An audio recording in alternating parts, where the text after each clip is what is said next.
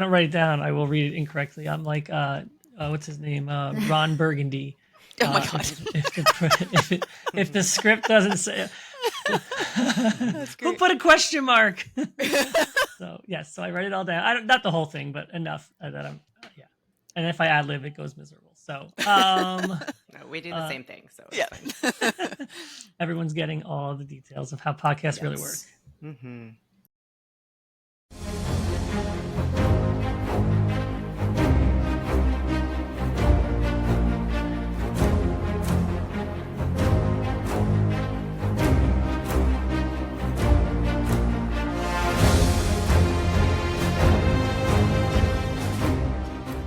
Hi, everyone, and welcome to Between Two Coaches. We're on a mission to make fitness more human. Snark sold separately. I'm Coach Amanda, and I'm joined, as always, by my co-host. I'm Coach Nick, question mark? Just kidding. Coach Nick. Thank you so much for joining us. We have a great episode today. It's part 3. We're at the third one in our series called Coaching the Whole Human, where we'll talk to a running coach, a clinical psychologist, and mental skills coaches and dive into what it really means to coach the whole human. And today we have two guests, 2 mental skill coaches, Coach Carrie Jackson and Cindy Kuzma. Thanks for joining us, ladies. Absolutely. Thanks for having us. Yeah, we're excited to be here. Yeah, and we're excited to have you. How about, if you guys don't mind, telling everyone a little bit about yourselves, for anyone who might be sleeping under a rock. So this is Carrie talking right now. I know you can see me on the video, but in case you're tuning in on audio, so I'm Carrie Jackson, and I'm a mental skills coach, and I have been working with athletes and exercisers for over 20 years now on all of the mental aspects of performance, of physical performance, and all of the aspects between the 6 inches between your ears, right? All of the things that end up impacting your performance. And I specialize in working with endurance athletes, and then I also specialize in working with injured athletes, and have worked with, from someone running their very first 5K to elite and professional athletes competing at international and national levels in all different sports. So I've been incredibly blessed to work with so many amazing people over the years, helping them with the things that end up getting in our way with our performance. This is Cindy. My name's Cindy Kuzma, and I'm actually not a mental skills coach, but I'm a freelance journalist based in Chicago. And I am also the co-president, as we like to call it, of a project that Carrie and I started several years ago now called the Injured Athletes Club. We have a podcast, we have a Facebook support group, and we have a book called Rebound, Train Your Mind to Bounce Back Stronger from Sports Injuries, of which we are the co-authors. We started working on this project back in 2016, or 2017. No. I just looked up the email to see if I right. Okay. 2017. Yeah. So in addition to all that, I write for Runner's World, New York Times, Self Magazine, lots of other publications like that about endurance sports in general, fitness, and health. Everyone, please pause this podcast and immediately add to your Goodreads list, Rebound. That book changed my life. It came into a point in my life where I was not a run coach. I just started running. I had there were no injuries in sight, but the way that I've turned back to that literature is, it's the Old Testament for me. So thank you both for Oh, I love it. You're the second person that's referred to it as that this week to me. So my heart is exploding. it's just That's awesome. as a Dominican Jew, I for one am a Rebound stan. Okay, a Rebound stan. So fabulous book. Definitely add it to your arsenal. Yes. add to cart. Yes. Right now.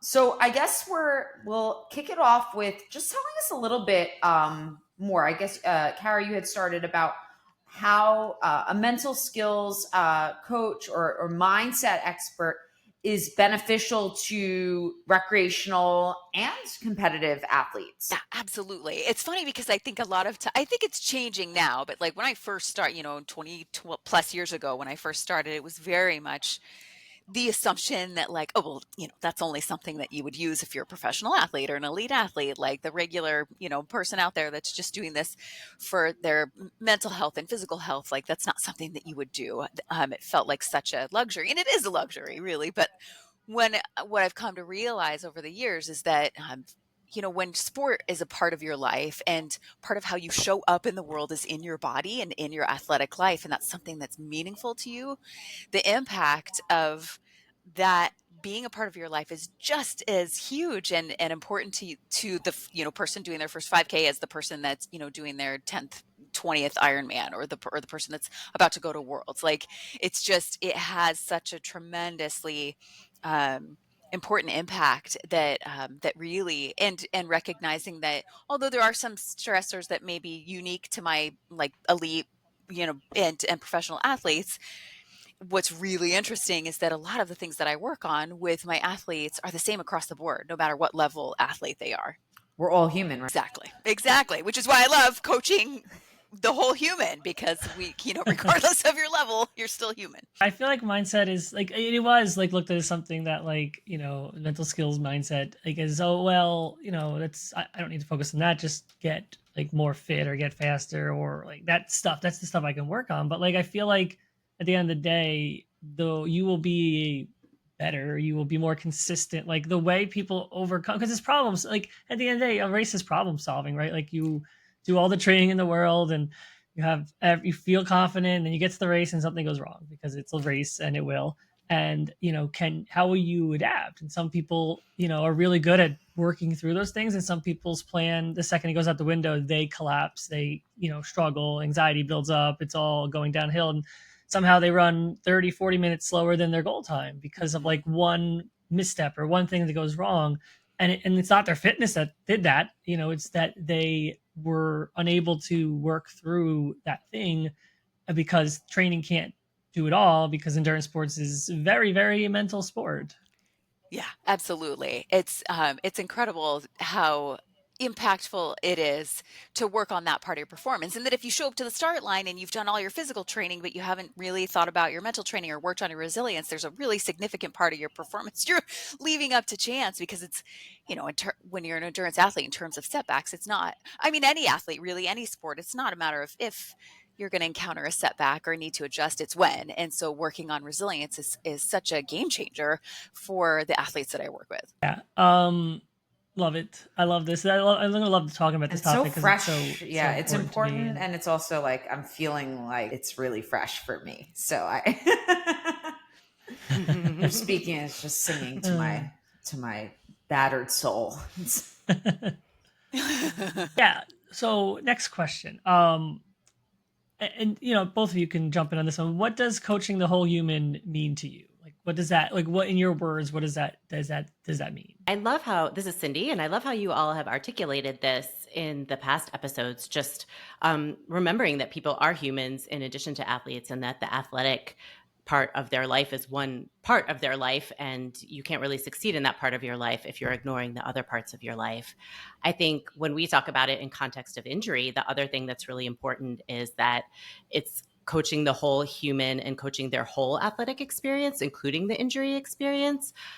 It's not coaching an athlete until the moment they get injured and then saying, see you later, we'll see you when you're healthy again. It's really supporting the person through that really difficult time, and knowing that maybe you're not the right expert to give them all of the tangible informational support that they might need at that time, but knowing that they still need your guidance and they still need to know that they're important to you. And that's an important part of the coaching process. I think I've had coaches as a recreational runner myself who have been that way and who haven't been that way. And it made such a big difference in my health as an athlete and my health as a human. Yeah, I think for me,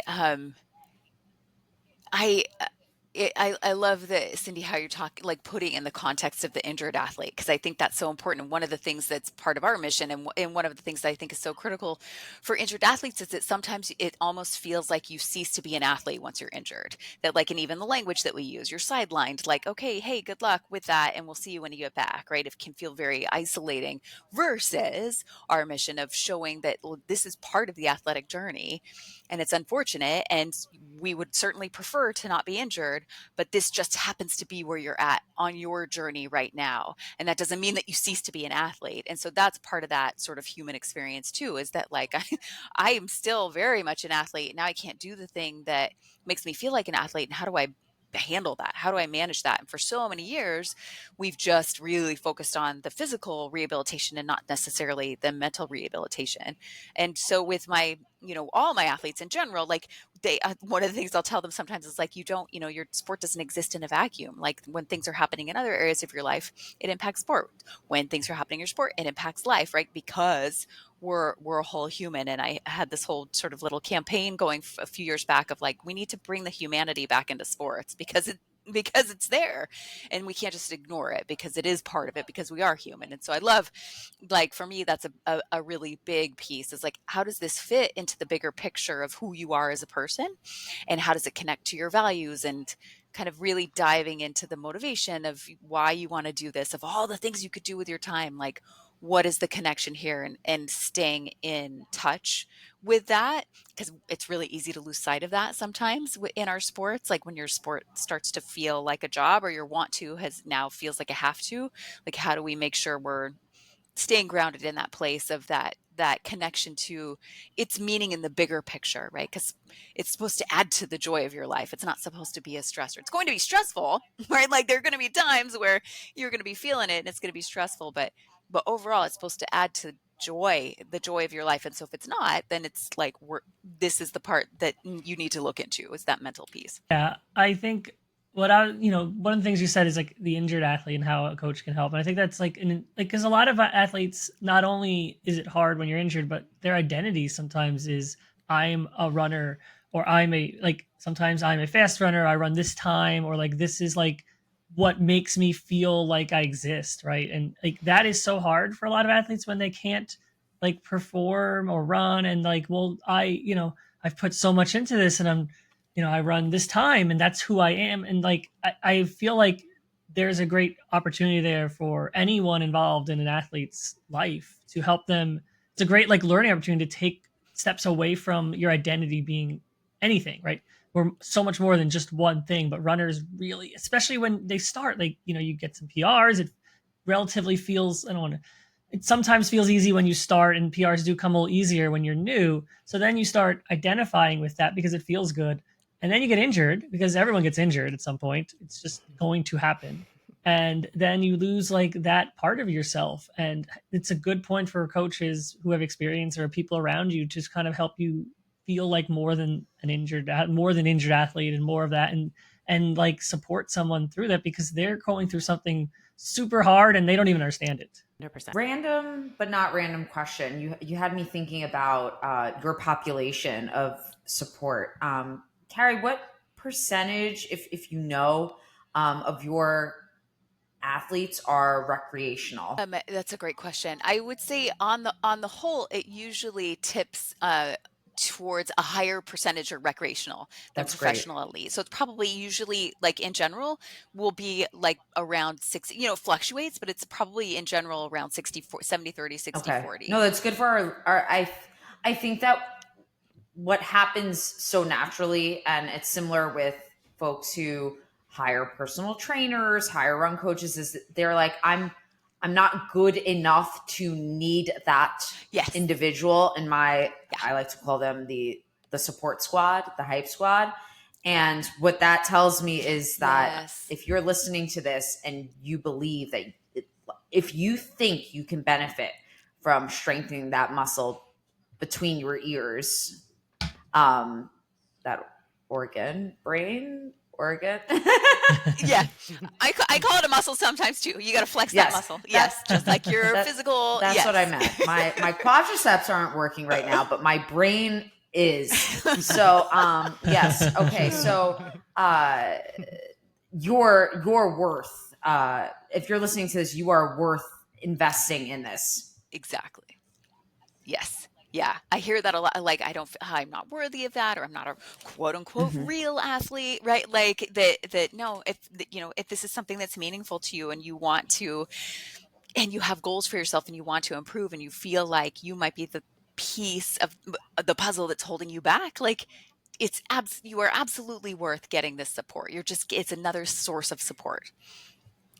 Yeah. And, when you talk about it in the context of injury too, I mean, one of the things that I've learned a ton about in working with Carrie is how much the skills that you use in your athletic life and in competition and preparation for competition and training translate into like being able to deal better with the injury process, and vice versa. Like getting that support when you're injured then gives you mental skills that help you when you are healthy too. And so often I think that recreational athletes can feel even more alone when they're injured. I mean, everyone has like a different sort of calculation, right? But I feel like they might feel like they get even less support than elite athletes do. So just a note too, that like in every part of the athletic journey, you are worth getting that support, and it can benefit you no matter where you are. And we talked with Mario about too, like how staying connected with athletes when they're injured is important. Like, my athletes usually, if they're longer term injuries, they take a break, but doesn't mean I'm not reaching out. Like, I'm not giving them a plan because they can't use it, but I am checking in because they feel like they've lost people, probably their running friends, who they only meet when they go for a run, or their running clubs or their groups. And then they lose their coach and others. Like, it just feels like they lose a lot in those moments. So like, be connected still. If you're a running friend of someone, they're injured, like reach out, maybe see if they can do coffee, if you can fit that in, but just like be connected to people when they're injured, because otherwise it really has a big effect through that process. And then it hurts them a lot when they come back. Yeah, I love that. Yeah, so for anyone listening, if you're a coach or a friend, I love that advice, Nick, of like keep reaching out and that it's okay. And I think sometimes people don't know what to say, or they feel like, oh, does this person want to talk about it? Do they not? But like showing up and asking what kind of support they need is really critical too. Because and I would say the other thing I see too is that although sometimes it does feel like we're isolated when we're injured, or you're feeling isolated from others, or maybe they are isolating you, but sometimes we will isolate ourselves too, because it feels like, oh, it's so painful to be with people that are doing the thing I wish I could do.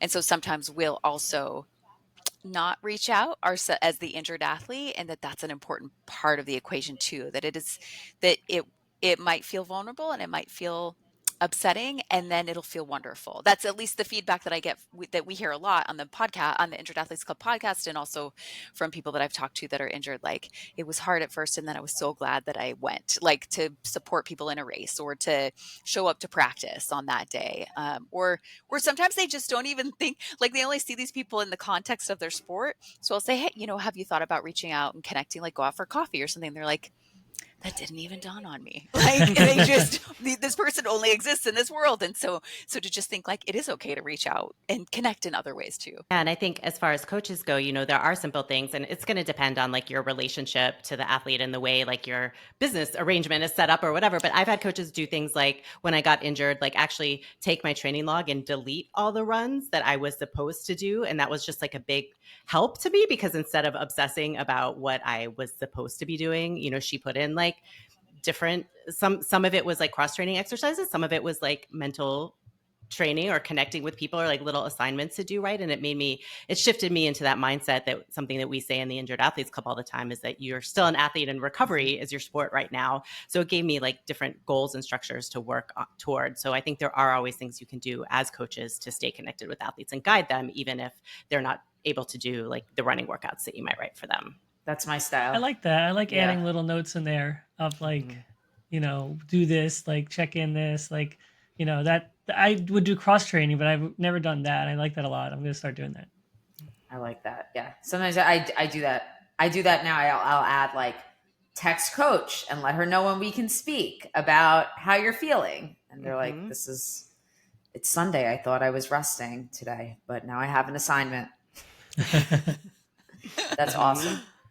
And I mean, we're so goal oriented as athletes. I mean, it's so helpful. Yeah.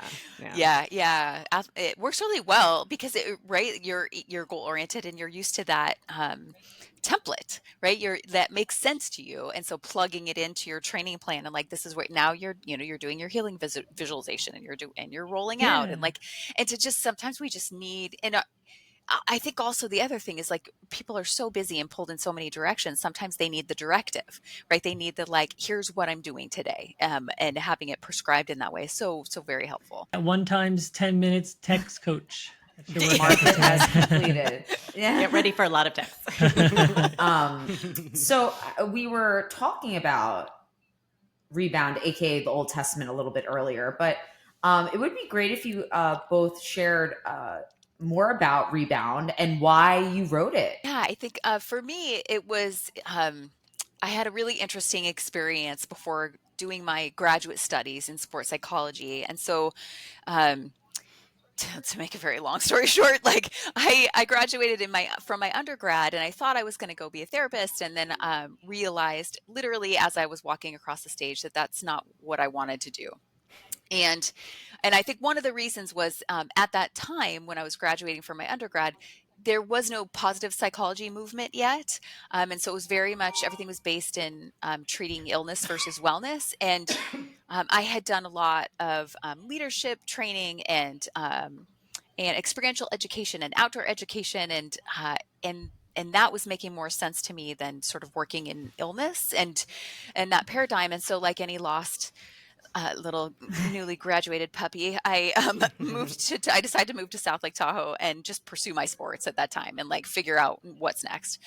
And so I was doing a lot of rock climbing and snowboarding, and so during that time, I ended up injuring my knee. I injured my left knee, torn meniscus, got arthroscopic surgery, and I had a very hard time coming back from that injury. Like, I really struggled with feeling confident in my knee to be able to do some of my climbing moves, and just really struggled with pain management during rehab. And it was very challenging for me. And so then fast forward a few years from there, I'm at the end of my first year in graduate school, and in a fluke accident snowboarding, I ended up injuring the same knee. Different injury. It was torn MCL. Different injury, but same knee. And immediately when they strapped me in the sled to take me down the mountain, I was like, okay, Carrie, your recovery is now your sport. And that was where the first time I ever thought that your recovery is now your sport, and everything you are doing in this program to help athletes with their performance, with optimal performance, you're going to apply that to recovering from this injury. And my experience was so profoundly different from that first injury to the second. It was immediately like, oh my gosh, how everybody needs to have this information. Like, this is crazy. And there was information for, there were textbooks for practitioners, and there was research, but there was nothing for the athlete. And so it was a long period of time from that moment to what we've been able to create together, Cindy and I, today, with the Injured Athletes Club and Rebound. And so it took some time to get there, but it was from that personal experience to my opportunities to work with a lot of injured athletes and doing this work and doing like support groups, that I realized, okay, this book needs to be out in the world. Like, and it's just crazy that it's not already out in the world. Yeah. And then I, had been writing about this topic a lot as a recreational runner myself, and a very injury prone one. I was getting a lot of injuries and writing a lot about it, because journalists, we don't have problems, we have story ideas. So I was noticing that there weren't a lot of resources available for this. So I had interviewed Carrie a few times as an expert for articles that I was writing, and she kind of posted a cryptic Facebook post about like some new potential project she was working on. And she had written a book before, and I knew that she was very interested in this topic of injury. And so I sent her an email, and I just looked again. It was March of 2017. And I was like, hey, here you got some new projects. Like, maybe let's talk about it.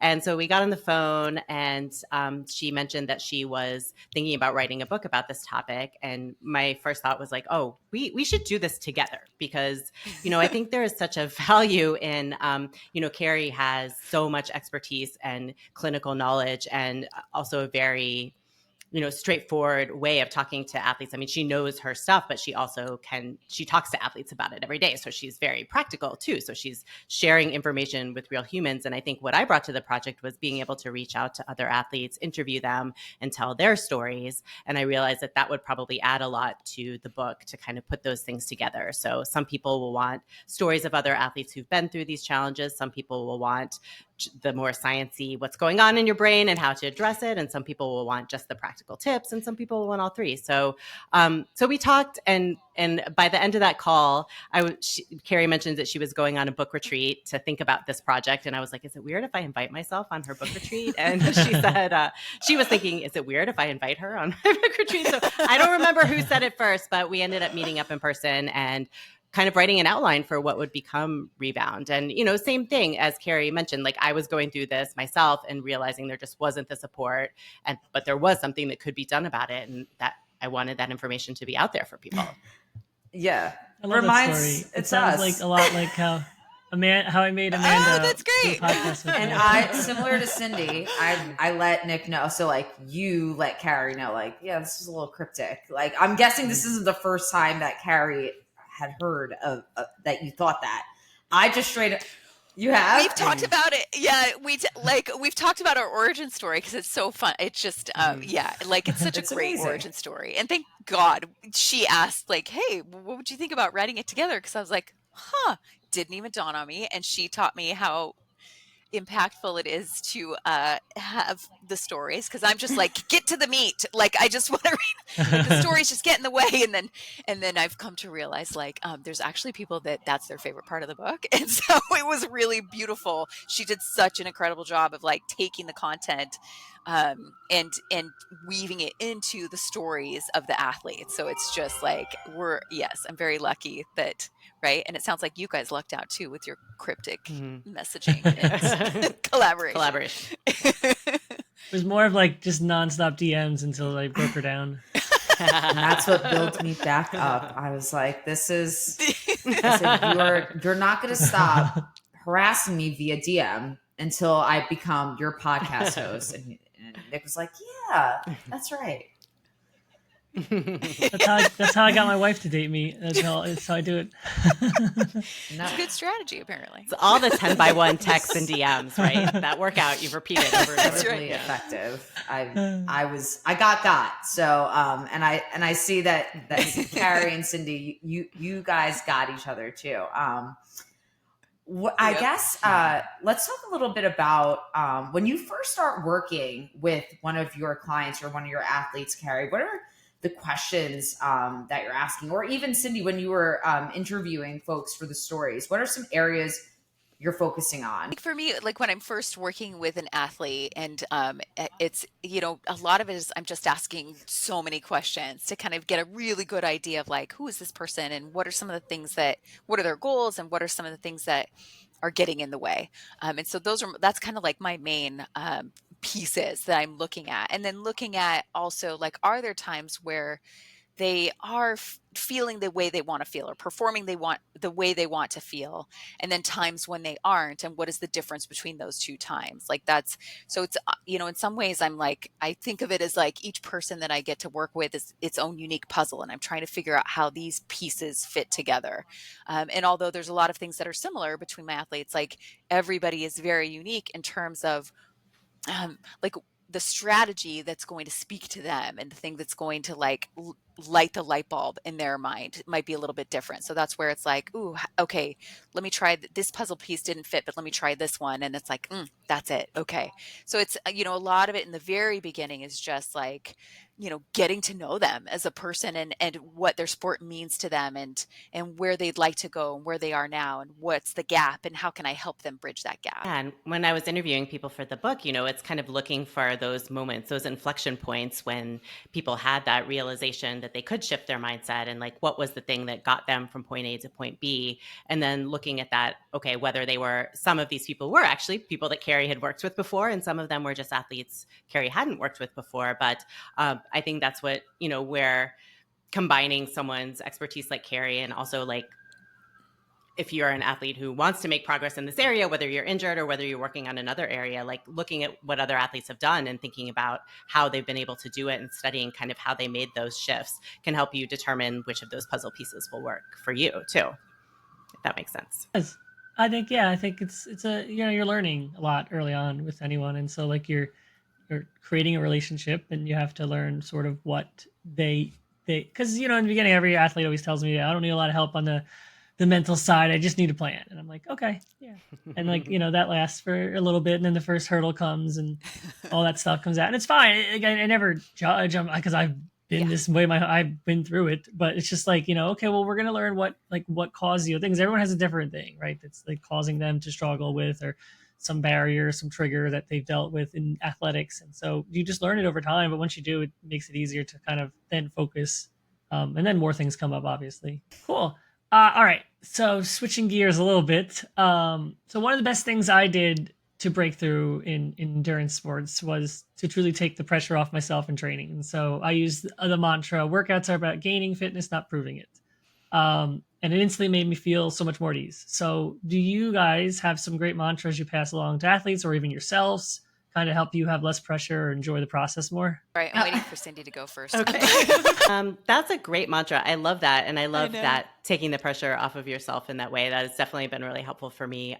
One of my favorite mantras is nothing to it but to do it, which Nice. is like, to sometimes we really get in our way with overthinking things and overcomplicating it. And while working on your mental skills is really important, once you've done that, it's just kind of letting it happen on the day and not forcing it. So that's something that I have used a lot. And also another thing that research shows is super effective when you're using self-talk is to do it in the second person.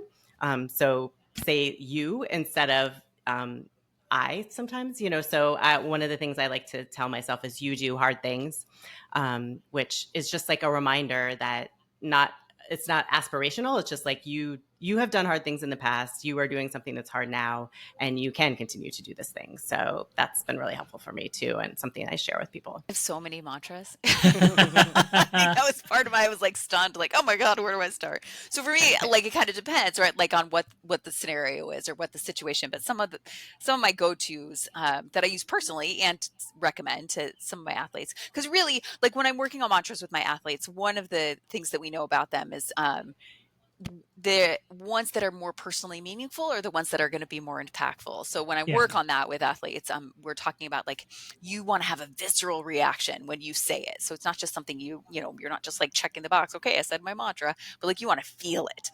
And so there's a few different ones. One, if I'm like being a baby and I don't want to get out and do my workout, I'll say, you're not made of sugar. And I just came up with that one time because I didn't want to go for it. It was raining and I didn't want to go for a run. And that was the thing I said to me. It was like, you're not going to melt. You're not made of sugar. Let's go. And so that was like, just like overcoming inertia sort of mantra that I have. Another one is every step gets you closer. And that's sometimes if I'm really feeling it during a workout and feeling tired or I'm injured and doing my, having another day of rehab where I'm like, oh God, I just don't want to do my PT today. Like every step gets you closer. And then one of my favorites is actually is a tattoo that I have. And it's a quote I heard when I was in undergrad, and it just really stuck with me. And I finally decided to put it on permanently when I turned 40. Yeah, exactly. And it's a ship is safe in harbor, but that's not what ships are for. So that's my like when I need some courage, or I need to, like if I'm feeling the fear, but I want to do it anyway. That's my like, hey, the ship is safe in harbor, but that is not what ships are for. So let's go. I guess like my mantra of you're being a little bitch, be a bad bitch would not look so great on my back. So that's why I haven't done it yet. But you should just like, yeah, what's up right here? I do feel as though it's so, you brought up something I didn't think about. Like those mantras are appropriate for certain situations. Like if I'm struggling to go out for a long run, I've used what Cindy has shared. Like you can do this hard thing. But when I was out in my marathon and it was pouring and I was suffering, I was like, don't be soft.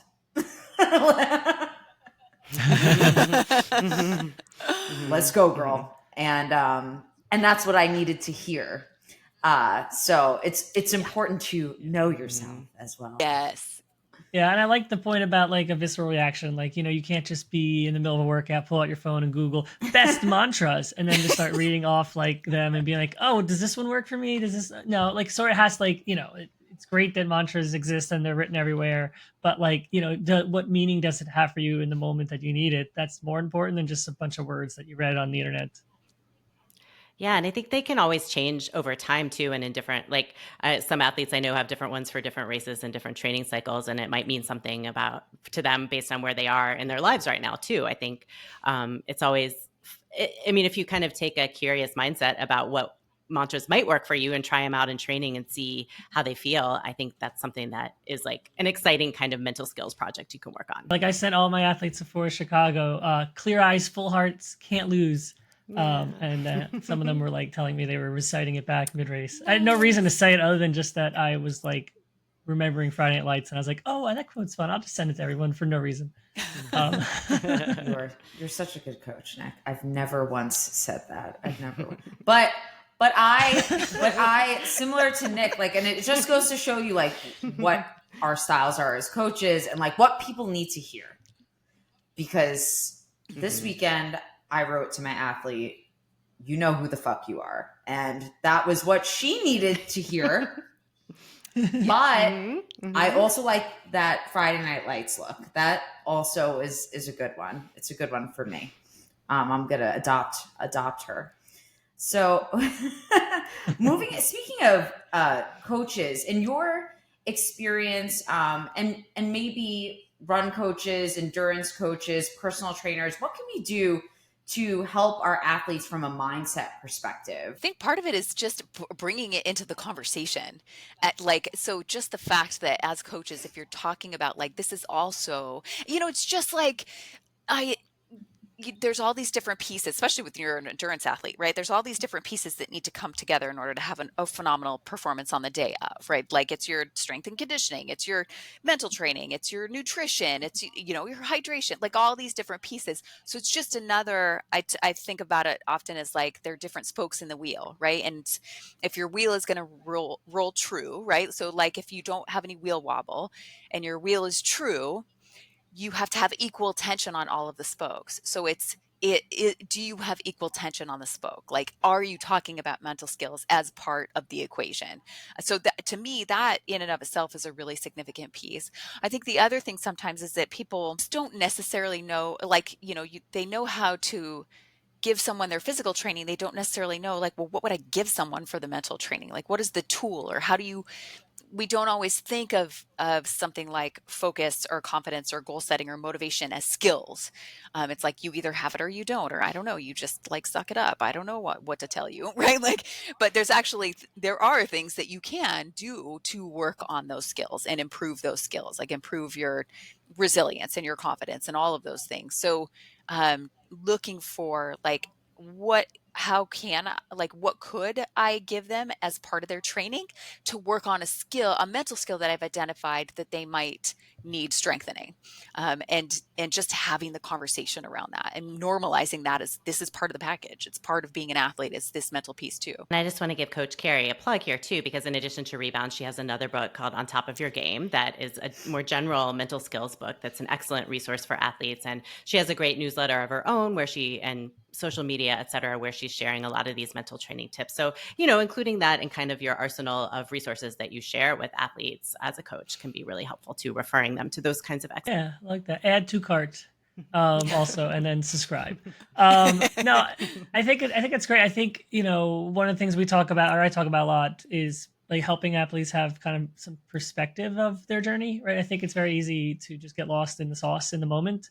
And, I think as a coach is also like, utilize what skills you have, right? Like I'm a very empathetic person, and that has some ability to help in some cases. Sometimes it's, not the best, but it works in some ways, right? And so using that for like, that's a skill that I know I'm confident having. So utilize that. Don't like act like it's like not useful in this situation of being a coach. Like it's super helpful if I can use it the right way. And so with perspective and that, it's sort of like helping people just see like how far they've come. And like, it's very easy to have a workout go bad and forget that like, well, for 13 weeks, you had good workouts, or, last year you couldn't do this, or like just helping them kind of level set themselves is always one of the biggest things I try and just help with, because like then it sort of brings everything full circle in that moment when things are usually at its roughest.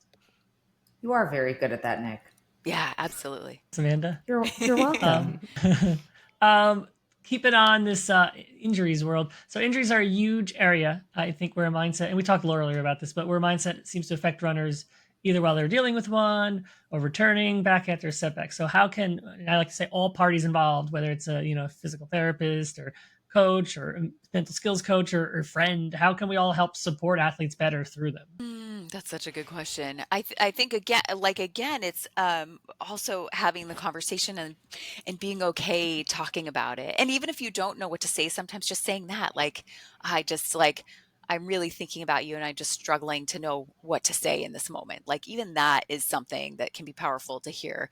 Um, from anybody on the treatment team. If you're like a healthcare provider and you're working with an injured athlete, one of the things to know is that sometimes there's been some really interesting research on like the athlete's emotional experience, and sometimes they won't. I think this was done with athletic trainers in particular.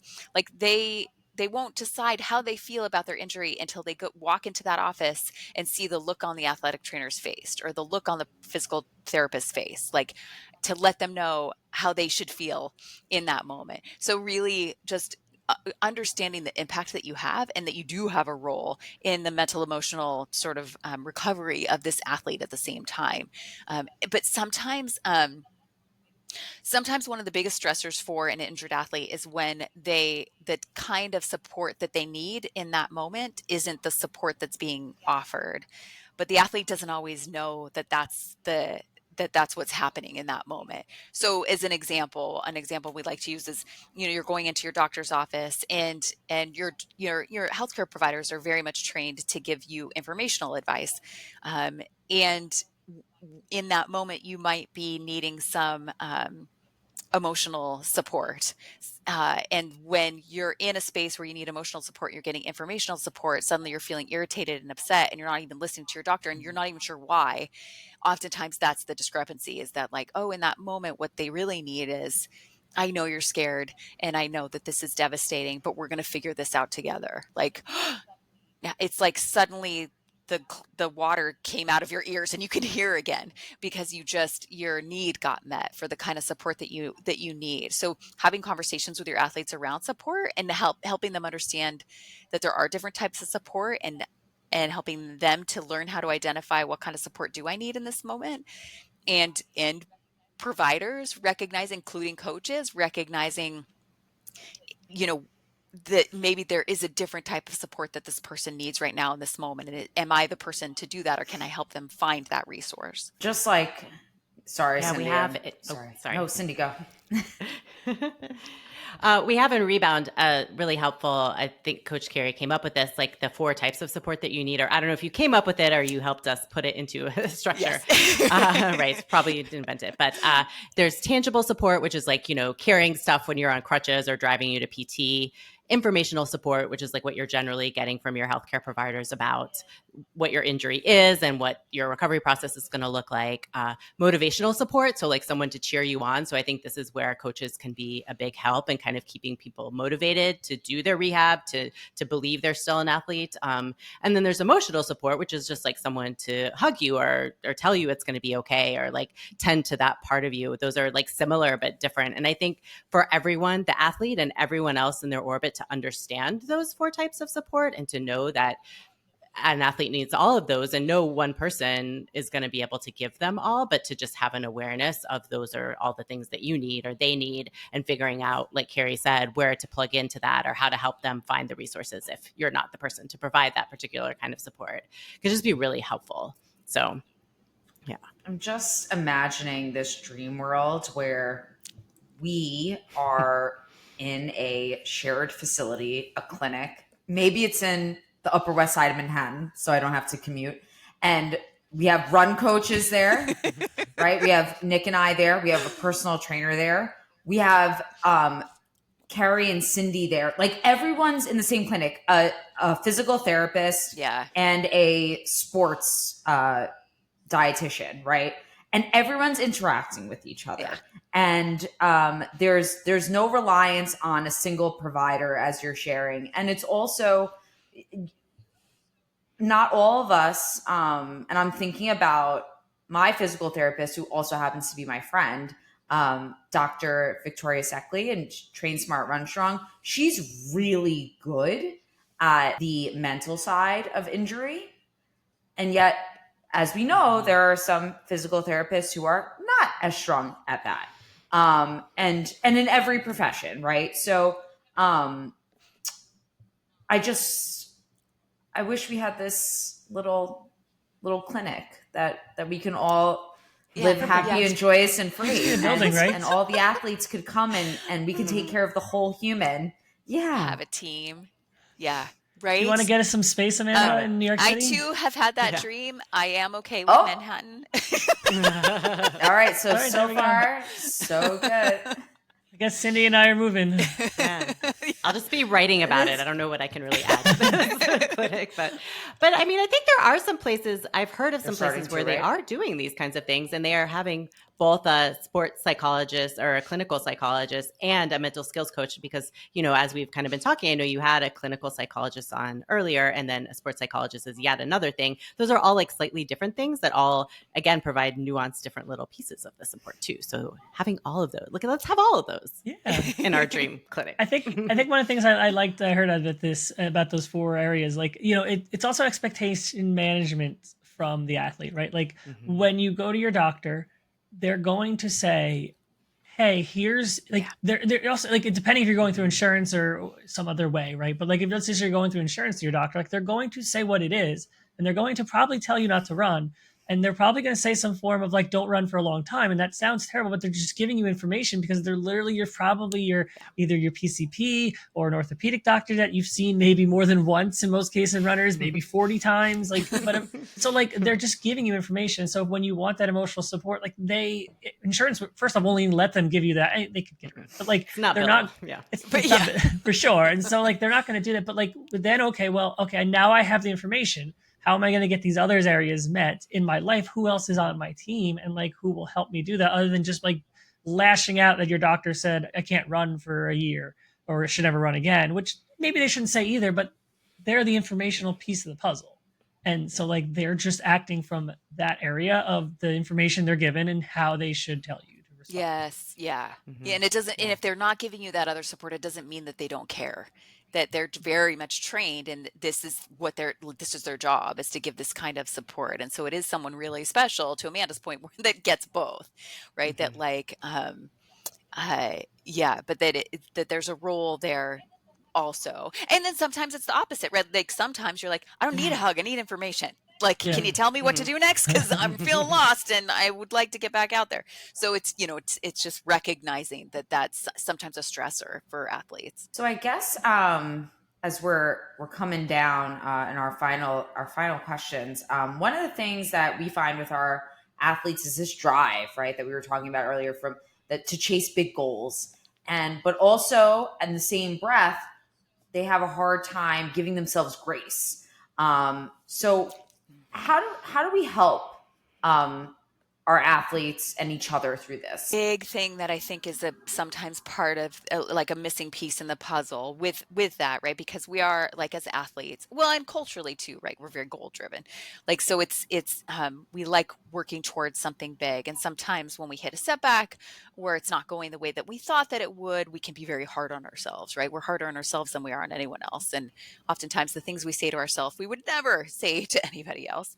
So, but I think sometimes one of the pieces that's missing in that is helping athletes to recognize how, like, when they have something worthy of celebrating and how to celebrate that. So sometimes, you know, so really sort of shifting our mindset around the thing that we celebrate is we only celebrate at the end, and we only celebrate if we got 100% of the goal. And that is, man, when you're an endurance athlete, just getting to the start line is so worthy of celebrate. The fact that you got there in a place to put your best foot forward is worthy of celebrating, but we don't do that, right? And so really looking at how can I help my athlete to recognize the milestones and actually see that as something worthy of celebrating. Because when we don't do that, when we don't take those moments to recognize, like, I worked my ass off and I did really good and it wasn't exactly what I thought, but I'm so proud of myself. Like, if we're not able to do that, what we miss is we miss out on sort of metabolizing confidence, right? Because we miss out on recognizing what we have done. It's really easy, and this is really true for injured athletes too, it's very easy to look at how far we have to go versus how far we've come. So if you can, I think, Nick, you were kind of speaking to this earlier, like if you can help your athlete recognize what they have done, and put in their training plan, go celebrate in whatever way, and then check in with them and make sure they did it so that they're accountable to that. Like, that's a really big piece for me. Yeah. I love that so much. And this is another time too where I think here, while having supportive coaches and like listening to other athletes' stories, I was just reflecting on this because it's been now 5 years since Rebound came out, and I was thinking, what's the biggest thing I've learned in that time working on this project? And it's that like no one's path is straightforward. No one goes from where they started to where they finished, whatever kind of glory and end stage they reach. Like no one gets there without having setbacks, and those setbacks are sometimes when you learn the most about yourself as an athlete, about yourself as a human. And I mean, the reason we talk about Rebound in our book is not because you're always going to bounce back as exactly the same athlete. Sometimes you're going to bounce in an entirely different direction and you don't know where that's going to be. But we talked to so many injured athletes and they were all like, none of them say like being injured is fun or they wanted that, but they all say that like they wouldn't trade their experience for anything because they learned so much that has just transformed them. So I think being open to the opportunity that it's not just the accomplishments, but everything along the way of the journey that is meaningful and important and that changes you. I think as much as coaches that you can help people realize that. And it sounds to me, just from knowing you and listening to your show, that you both do that. So that's something that I think has been meaningful to me as an athlete for sure. I love that from both of you guys. So like it's like the hero's journey, the transformation journey, right? Like this is not just linear. It's not just some straight path forward. It's full of so much. But like that story and that perspective, when you see it and you watch it unfold, is amazing. And loving you hear Carrie talking about something I've said a million times to my athletes, but like helping them celebrate before the finish line. Like you don't need a clock to celebrate your training block. Like I had many conversations for Chicago and, ended them all by making sure my athletes knew I was proud of them already before we even started the race. Like, because athletes they'll themselves will hold the proud feeling until they accomplish something worthy. Well, I had to PR. I have to like finish this race, finish the race or anything. Like, wait, why wait? Because when you withhold proudness, you're withholding it forever. What if you don't PR and then you're not proud of your entire training block? So 4 months down the drain. Well, then you're waiting for the next PR to be proud. Like, what if it's a year? Like, as you've been in this sport longer, it's longer and longer between PRs. Like we all have these barriers that are different for everyone that we get stuck on. So like the longer we withhold proudness, the more we get burned out. We don't love the sport. A training block becomes a wasted thing in their minds. And they're like, why am I even doing this? Like, because there's growth behind all this. It's not just the time on the clock, and you're not taking the time to be proud of yourself and acknowledging what you did. Last question. And it's a doozy. Oh no, it's a mini doozy. Well, I mean, it's not the last question, Nick. Oh yeah, the secret sauce question. Cindy is an investigative reporter, so she already knows. I see I know Cindy. She has that eye. She goes, "Yeah, I know these guest questions that they're gonna ring." And I'm like, "Oh God, ring." Messaging Carrie on the side. Go ahead. So last question though. So resiliency, I think it's an underused skill set for athletes to master. So as an athlete yourself or as a mental skills coach, how do you help athletes see the resiliency? And like, what do you see coaches and their part in helping athletes be more resilient?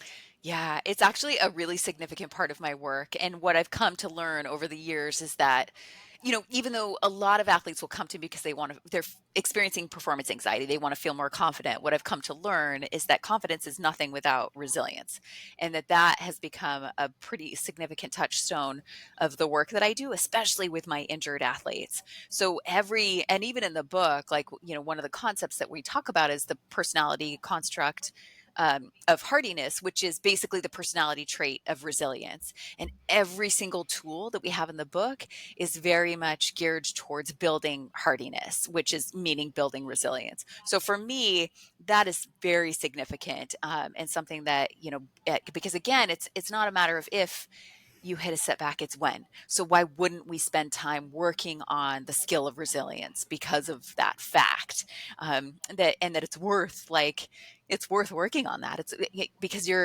any work you do on your mental training is going to pay off in dividends, because it's not just going to impact you in your sport life. It's going to impact you in all areas of your life. So it's, we spend so much time continuing our education in different areas. Like, why wouldn't we continue our education in the ways that are going to have the greatest impact on our entire life? But we don't, right? Because we get busy, we get, we think, oh, do I really need to do that? Or that's something that you're born with. You can't learn how to do that. But although I will say we're absolutely born and wired for resilience, there are absolutely things that you can do to flex that muscle too, so to speak, of like, how can I work on this, my ability to bounce back and bounce back more quickly? Because for me, that's a sign of your mental fitness, right? So like a sign of your physical fitness is, let's say you sprint on a treadmill, and how quickly your heart rate comes back to your resting heart rate is a sign of your physical fitness. A sign of your mental fitness for me is how quickly can you encounter a setback and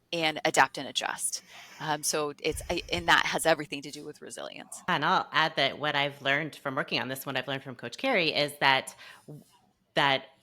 resilience in part, it comes from like your belief that you can meet the challenge in front of you. So like that the resources that you have to overcome this obstacle are equal to or greater than what the challenge that you face. So building up this sort of scaffolding around yourself. And a big part of that is that support that we talked about, like knowing not only just even knowing that you have people that you can call on when you need something is huge. And even if you're not actually reaching out to them at that moment, just like believing this perceived support, like believing that they'll be there when you need them, whether that's your coach or your physical therapist or your running partners or whoever that is, just like knowing that you have that support system around you, the hype squad is so huge in helping you build that resilience and trust it when you need it. So I would just, add that too. I like to, with athletes, I call them resiliency data points, but I like to have them understand like the things from their life, right? From the training block, from past training blocks, pull out moments when they did something they couldn't think they could possibly do. Like a long run that I wrote that they said, I can't do this, and they did it. Or like overcoming an injury or something. And like we talk about it before the race, and I tell you, hey, these are important moments. You need to think about them now and picture them, because in a moment in this race, your mind is going to tell you can't do something. And what better way to show yourself how resilient you are than prove to your mind that you already did the thing that shows you how resilient you are. And you're pulling from the things you've done in your life, whether it's already finishing a marathon and being strong late, or doing or whatever it is, like being, a parent and getting out every day at 4 a.m. to do this whole trip, whatever makes you feel strong and resilient, pull those powerful memories. And you have to think about them before the race, because whenever I try and think of anything I need during the race, my mind is bothered with being performance and all the resources are being used up. So like have them ready and know like mile 14 or 16, when your brain says we can't go any further, but you've done 20-mile long runs with many more, like of course you can go further. Like, you've done these things. Yeah. So like have that resiliency ready and pull it from your own experience. Yes. I love that so much, because what it reminds me of is, we'll be like, if someone in that moment is like, oh yeah, I don't think you can do this, you'd be like, I'll show you. I'm going to prove you wrong. So sometimes you got to prove yourself wrong, right? It's like that little voice it's like, what I like to say is sometimes you have to stop talking, like stop listening to yourself and start talking to yourself, right? Because we're always going to have that little naysayer voice in there. I call it feeding the monster or feeding the athlete. And so I like that idea of like, I'm going to start using that. You just get sparked that little idea in me, Nick. I appreciate that. Like, I mean, like you just go prove yourself wrong. Like, oh yeah. Okay. Like athletes can get behind that. Awesome. Well, that is it for our regular questions, but now it's time for the top secret questions. The guest questions. We need a soundbite. We'll have. I need a drum roll, right? Yeah. maybe season 2, someone will send us a soundbite, or somebody will drive by with an ambulance, and you'll just hear it in the background. That's true. Ambulance. It's been what's happening. We'll move something. All right, here we go. Question the first. What's the best piece of advice you've ever received? Well, I could go first because, yes, I did know the questions that you were going to ask. Cindy has a Google Doc.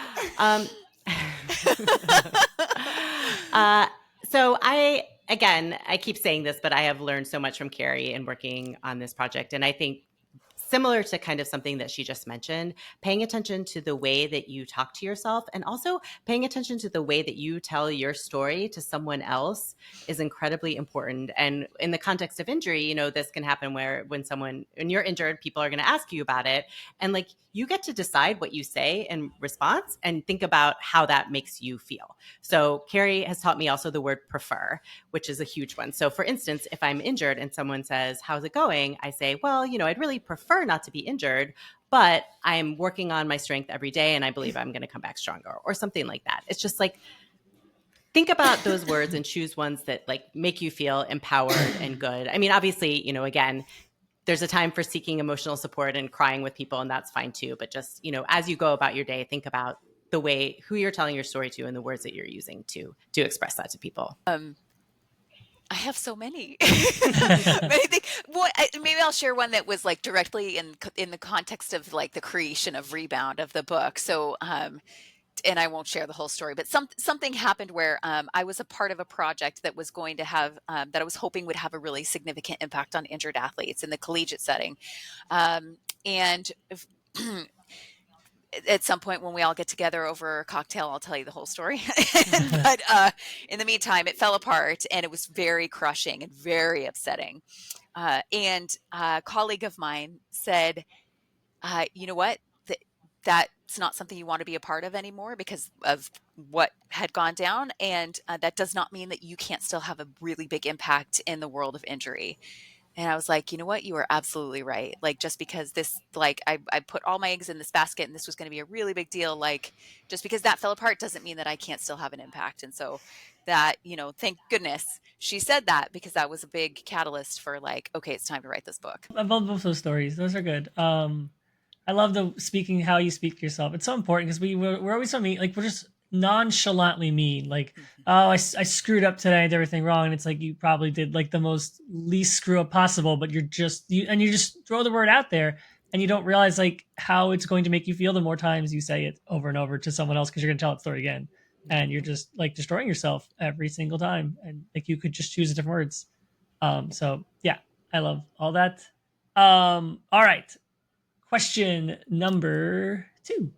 What's one thing that people are generally surprised Carrie's to find looking out at about Nick you? like there are 70 questions. I'm like, oh How God. many more questions? Sorry, I had to draw. I was just staring at Carrie, just like assessing the situation. She's like, Cindy, oh God, how what's many next? I questions are there? I could do it. I actually have a few. I have Oh. quite a few things that people end up being surprised. But I'll just share. One of them is that I a very long time ago I used to race cars. That was one of my sports, and people are often surprised to hear that. They're also surprised to hear I failed my first driver's test, which is kind of funny. But like, I went on to be a great driver.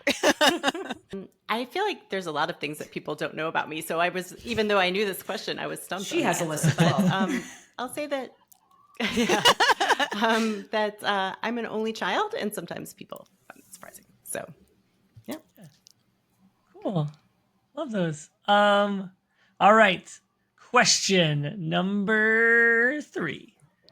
What's something you wish more people understood about your industry? Oh, okay, that's a podcast in and of itself. That's a great question. Oh, okay, Cindy, you go first. Well, I mean, this is a tough one too, because I think there's a lot of things that people don't understand about journalism, and then I feel like the norms and ethics seem to change all of the time.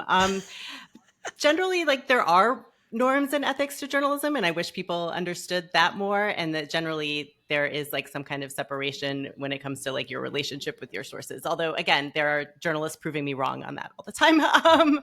But I guess that, like, generally speaking, journalists do care about getting things right and finding the truth, and the best ones will, you know, do their best to get the accurate information out there. And it isn't always an easy or comfortable task, but we try really hard. And we are also like, there's like a calling to it. It's like not a job that you do if you don't feel compelled to try to find the truth in some way. So, yeah. Nice.